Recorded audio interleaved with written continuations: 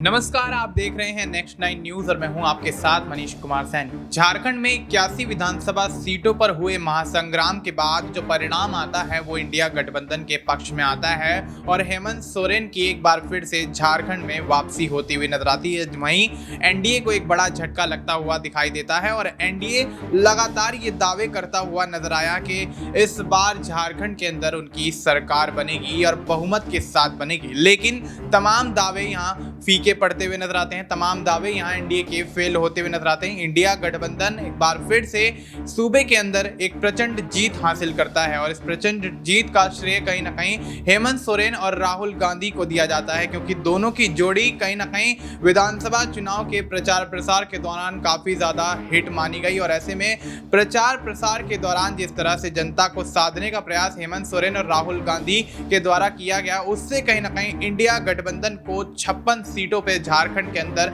एक बड़ी जीत मिलती हुई नजर आई। और ऐसे में भारतीय जनता पार्टी और एनडीए के तमाम सहयोगी जिस तरह से दावे करते हुए नजर आ रहे थे, उनके तमाम दावे यहां पर विफल होते हुए नजर आए और अब झारखंड के अंदर सरकार का गठन होना है। कल हेमंत सोरेन मुख्यमंत्री पद की शपथ लेंगे और शपथ से पहले क्या कुछ यहां झारखंड की राजनीति में हलचल दिखाई दे रही है, उस पर चर्चा करने के लिए हमारे साथ हमारे वरिष्ठ सहयोगी अमन सर मौजूद हैं। सर, बहुत बहुत स्वागत है आपका। सर, किस तरह से देखते हैं पूरे घटनाक्रम को? अगर देखा जाए तो हेमंत सोरेन पहले ईडी सीबीआई की कार्रवाई होती है उन पर और उनको यहां पर जेल जाना पड़ता है। जनवरी के शुरुआती दौर में ये चीज़ें निकलकर सामने आती हैं, लेकिन चुनाव से पहले लगभग जून के आसपास उनको जमानत मिलती हुई नजर आती है। और जहां ये कयास लगाए जा रहे थे कि हेमंत सोरेन पर ईडी सीबीआई की कार्रवाई के बाद उन पर सवालिया निशान खड़े हुए, विपक्ष लगातार उनको घेरता रहा, लेकिन उसके बावजूद हेमंत सोरेन ने सभी आरोपों को निराधार साबित करते हुए कहीं ना कहीं झारखंड की राजनीति में एक बार फिर से प्रचंड जीत का परचम लहराया। और अब क्या लगता है, क्या स्थिति यहां पर हेमंत सोरेन की सरकार की रहने वाली है? और अगर बात कर लें यहां पर उनके पिता शिबू सोरेन की, उनके चाचा यहां पर चंपई सोरेन की। चंपई सोरेन कुछ समय पहले झारखंड विधानसभा चुनाव से पहले जहां भारतीय जनता पार्टी में शामिल हो जाते हैं, नाराजगी दिखाते हुए नजर आते हैं, लेकिन भारतीय जनता पार्टी में चंपई के जाने से भारतीय जनता पार्टी को झारखंड के अंदर एक बड़ा झटका लगता है, या यूं कहें कि एनडीए के पूरे गठबंधन को एक बड़ा झटका यहां लगता है। क्या लगता है कि चंपई का जाना भारतीय जनता पार्टी के लिए यहां पर कारगर साबित नहीं रह पाया? देखिए, चंपई सोरेन का बिल्कुल आपने सही कहा कि कारगर साबित नहीं रह पाया, क्योंकि 28 में से 27 सीटें जेएमएम गठबंधन के हक में आ गई, आदिवासी जो बहुल इलाके थे। इससे आप इस पर समझ सकते हैं कि जिस उम्मीद के साथ में बीजेपी ने चंपई सोरेन को अपने कह सकते हैं दल में शामिल कराया या अपनी पार्टी में शामिल कराया, वो उम्मीदें उनकी पूरी होती हुई दिखाई नहीं पड़ी।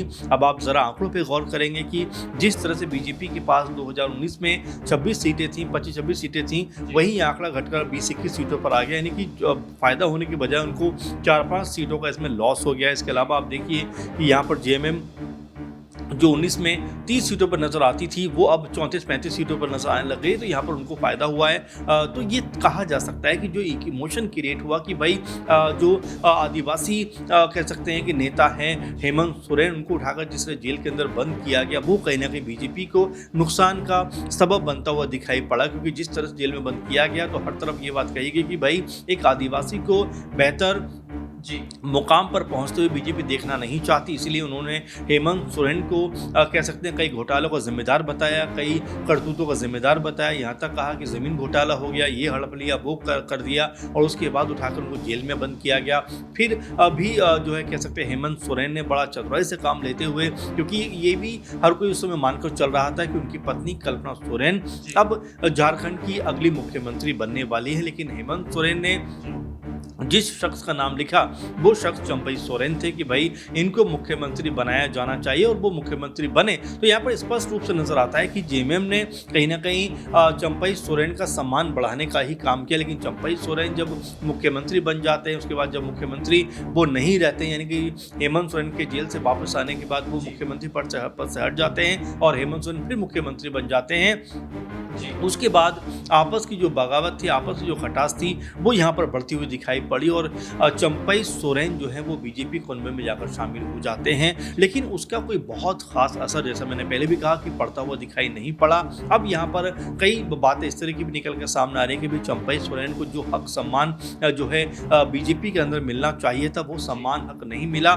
इसी मद्देनजर चंपई सोरेन की जो वापसी है वो अब एक बार फिर जेएमएम में होती हुई दिखाई पड़ सकती है। झारखंड मुक्ति मोर्चा में एक बार फिर जो चंपई सोरेन लगातार 33-34 सालों से राजनीति कर रहे हैं, वो एक बार फिर उसमें वापसी कर सकते हैं। इसकी संभावनाएं बहुत ज़्यादा कह सकते हैं लोग व्यक्त करते हुए नजर आ रहे हैं। जो राजनीतिक जानकार हैं वो भी यही कहते हुए नजर आ रहे हैं कि बीजेपी के पास ऑलरेडी अगर देखा जाए तो झारखंड में कई बड़े नेता हैं, तो ऐसे में चंपई सोरेन को कोई बड़ा मकाम मिलता हुआ नजर नहीं आने वाला है। और चंपई सोरेन को भी लग रहा है कि अगर बीजेपी में रहेंगे तो उनके लिए कोई बहुत बेहतर स्थिति पैदा नहीं होंगी। तो हो सकता है कि उनकी वापसी यहाँ पर कह सकते हैं जेएमएम के अंदर होती हुई दिखाई पड़े। जेएमएम पार्टी चूंकि सत्ता में है और बड़े बहुमत के साथ में जो उनका गठबंधन है वो सरकार में आया है। यहाँ पर अगर आंकड़ों पे भी गौर करें तो 34 सीटें जेएमएम जीती हुई नजर आई है। कांग्रेस के हक में भी 16 सीटें आई हैं, 4 सीटें आरजेडी को मिली हैं, 2 जो है वो मार्क्सवादी जो पार्टी है उनको मिली हैं। तो यहाँ कुल मिलाकर जो गठबंधन 56 सीटों के आसपास नजर आता है, जो एक मजबूत आंकड़ा कहा जा सकता है। तो बीजेपी के लिए गुंजाइश ना के बराबर है, क्योंकि 2019 में भी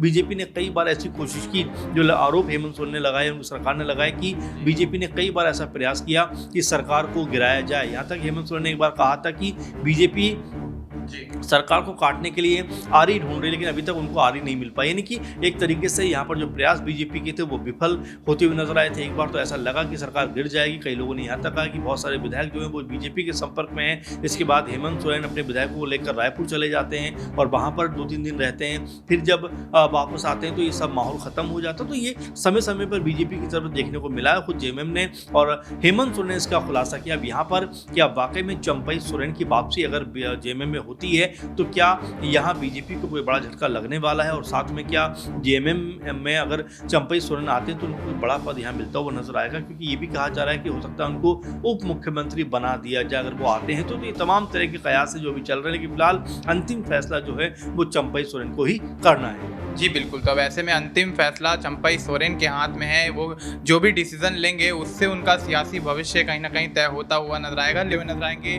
चंपई सोरेन की क्या कुछ भूमिका रह जाएगी, क्या भारतीय जनता पार्टी में बने रहेंगे या फिर परिवार की तरफ जेएमएम की तरफ वापस रुख करते हुए नजर आएंगे। और रुख करते हैं तो किस तरह से यहाँ पर हेमंत सोरेन उनको ट्रीट करते हुए नजर आएंगे, क्या उनको कोई बड़ा मंत्री पद दिया जाएगा, उप मुख्यमंत्री बनाया जाएगा। तमाम ये सवाल जो है वो कहीं ना कहीं झारखंड की राजनीति में बने हुए हैं। और वहीं सीता सोरेन की अगर बात कर लें तो सीता सोरेन बेशक चुनाव हार चुकी हैं, लेकिन कहीं ना कहीं झारखंड की राजनीति में एक वर्चस्व, एक नाम बहुत मजबूत है उनका। और ऐसे में उस नाम को देखते हुए क्या सीता सोरेन एक बार फिर से घर वापसी करती हुई नजर आती हैं, और घर वापसी करती हैं, जेएमएम में वापसी जाती हैं, तो क्या हेमंत सोरेन उनको भी यहाँ पर कोई बड़ी जिम्मेदारी सौंपते हुए नजर आ सकते हैं? हालांकि कैबिनेट में तो नहीं यहाँ पर शामिल हो सकती हैं, लेकिन क्या यहाँ पर झारखंड के अंदर कोई बड़ी उपाधि उनको यहाँ पर दी जाती है? ये तमाम वो सवाल हैं जो झारखंड की राजनीति में हेमंत सोरेन के सीएम पद की शपथ लेने से पहले यहाँ पर बनते हुए नजर आ रहे हैं। देखना यही होगा कि हेमंत सोरेन और झारखंड सरकार का क्या कुछ यहाँ पर फैसला निकल कर सामने आता है इन तमाम नामों को लेकर, और किस तरह से झारखंड की राजनीति में आगे सियासी हलचल